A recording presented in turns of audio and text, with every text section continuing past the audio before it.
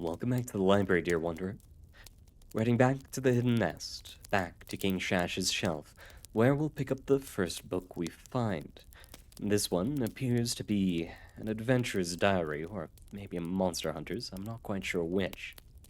Either way, it was brought to the library by Plague PJP.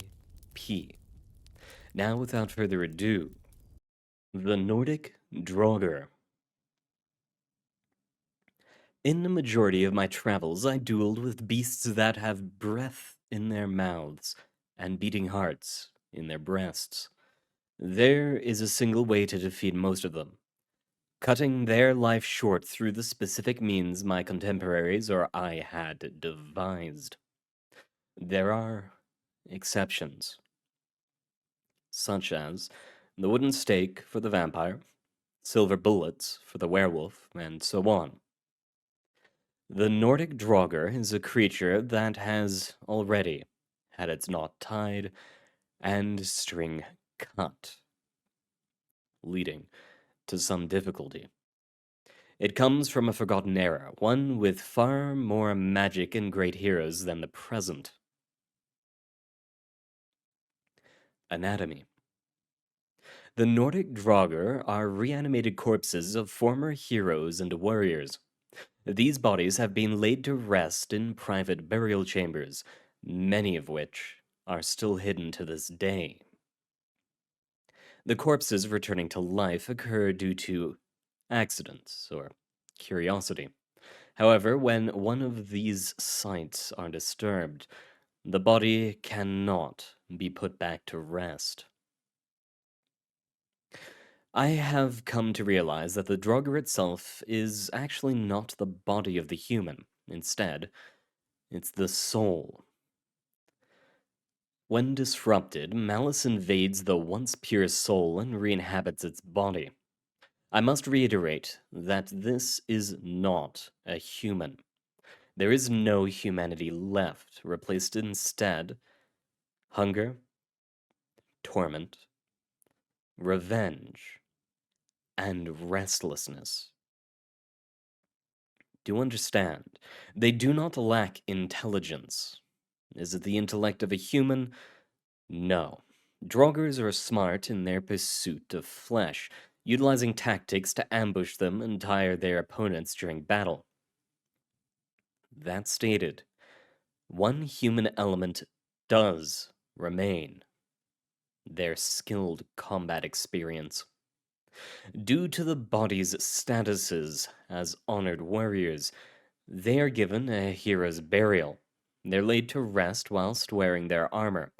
Their signature weapon or weapons are often displayed nearby, and they are left with several mementos from their fighting days.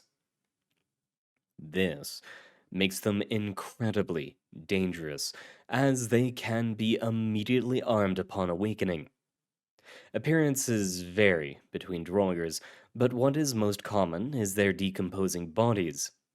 In my limited encounters, Nordic Draugrs have been nothing more than skeletons covered in a thin and tattered layer of leathery green skin. The main danger posed by Draugrs is that they lack the feeling of pain. Overlooking their own injuries, they seek revenge with no regard for their safety. The single way to end an attack is the removal of the beast's head. My first-hand account. My first encounter with this beast transpired in Iceland. This night, the 23rd of January, was a dark one. The midnight air would have frozen my canteen, had I not kept it surrounded by blankets in my pack. I was traversing a summit in search of the mythical frost giant when I came across a village. It seemed to be recently abandoned, as I saw no lights in their home or fires raging outside. There was barely a smolder in the communal fire pit which laid at the center of the village. I circled the area, calling out for people in my rudimentary Icelandic tongue. I got no response. In my sleuthing, I found that much of the meat storage in the town had been savagely ripped down and dragged through the snow.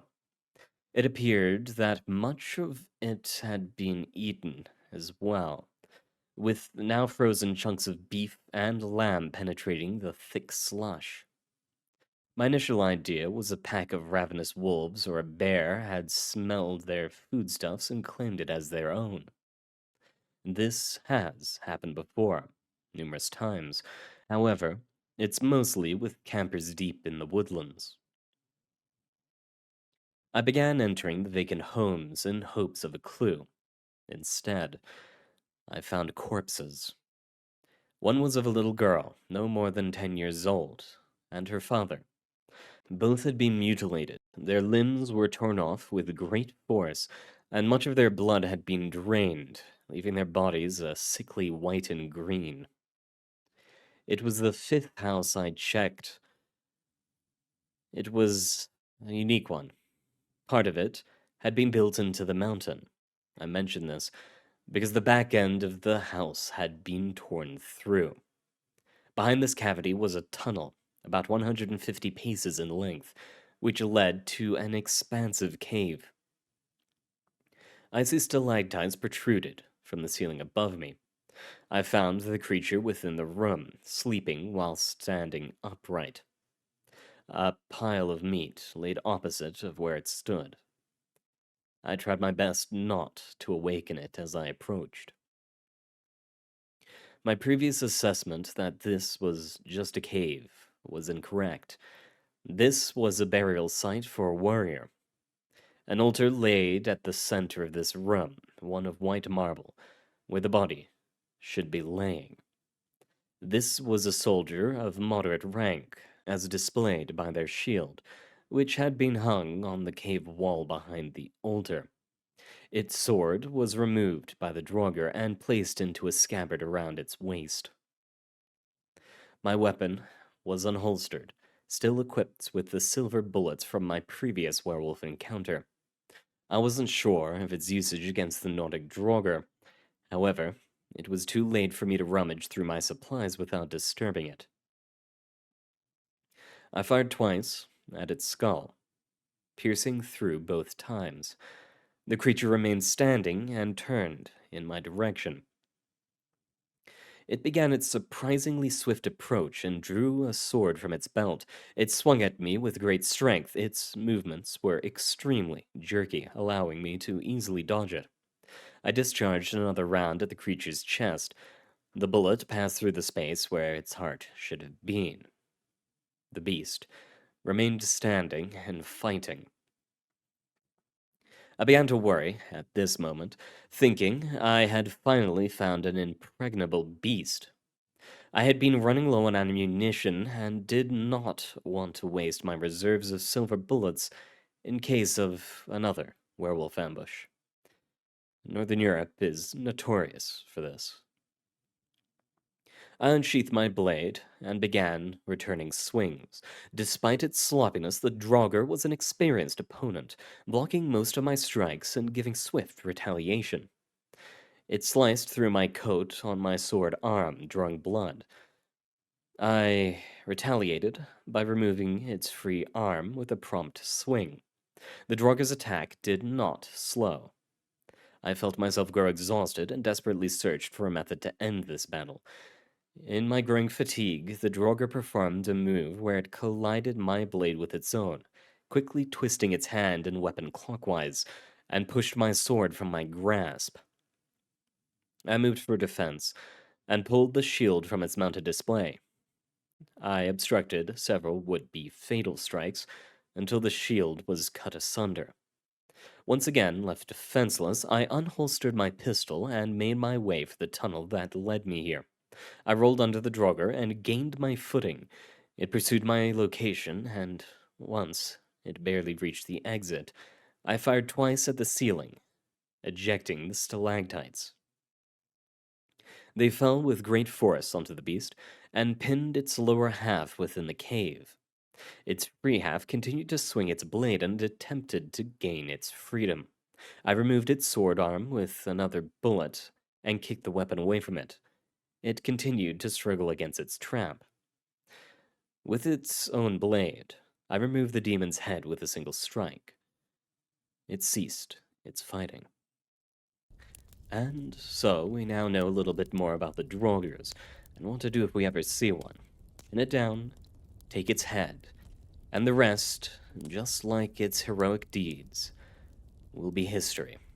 But that's all the time for we have today, dear Wanderer. It has been an honor reading for you.